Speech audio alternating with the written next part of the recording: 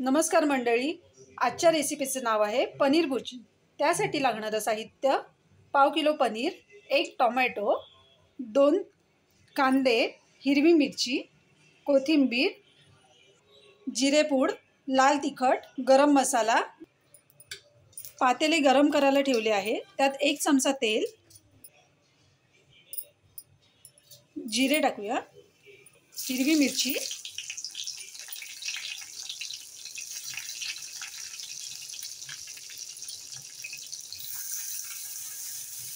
कांदा लाल होईपर्यंत परतवून घेऊया।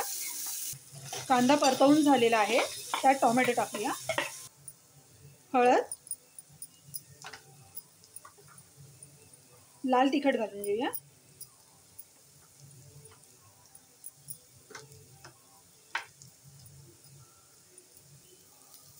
थोडी कोथिंबीर, त्यात पनीर घालून घेऊया,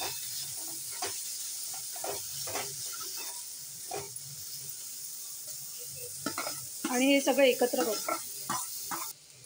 चवीनुसार मीठ,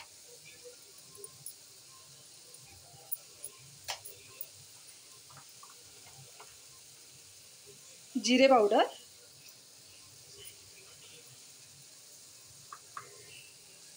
गरम मसाला,